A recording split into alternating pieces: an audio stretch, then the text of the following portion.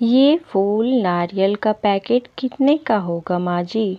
काजल ने मंदिर के सामने नारियल प्रसाद बेचने वाली महिला से पूछा।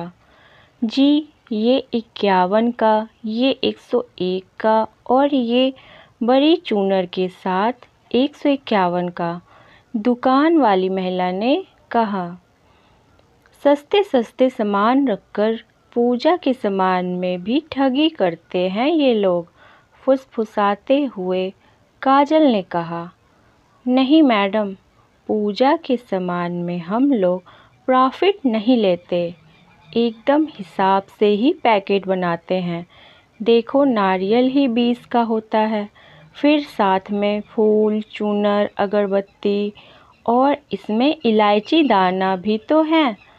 शायद उस महिला ने काजल की फुसफुसाहट को समझकर ही तुरंत जवाब दिया।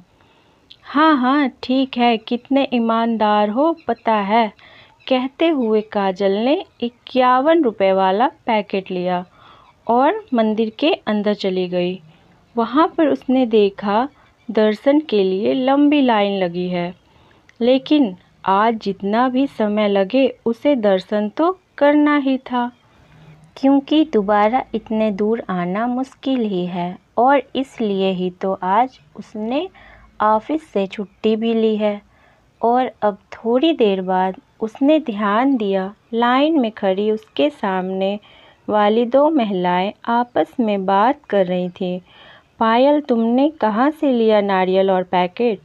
मंदिर के सामने जो नारियल वाली बैठी है उससे क्यों, क्या हुआ? अरे वो ना हमारे घर के पास ही रहती है।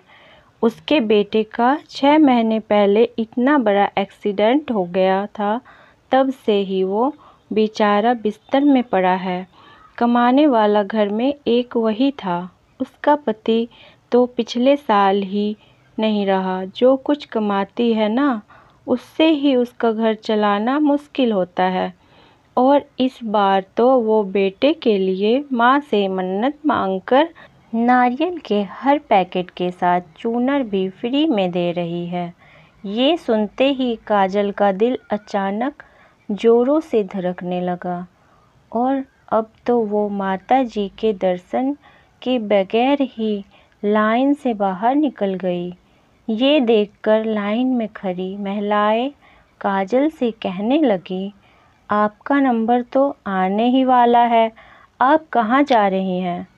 तो हड़बड़ाते हुए घबराकर काजल उनसे बोली, कुछ छूट गया है मेरा, बाहर वहाँ से आकर ही दर्शन करूँगी, वरना माँ का दर्शन अधूरा ही रह जाएगा।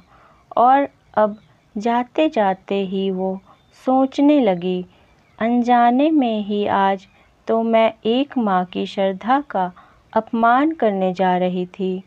और अब तेज कदमों के साथ उस दुकान वाली महिला के पास पहुंची और उसे 500 रुपये का नोट पकड़ाते हुए बोली, प्लीज़ माता जी, आप इसे रख लो, मना नहीं करना। नहीं मैडम, मैं बिना मेहनत के किसी से पैसे नहीं लेती, जितना भी मिल जाता है बस उसी से हम लोग।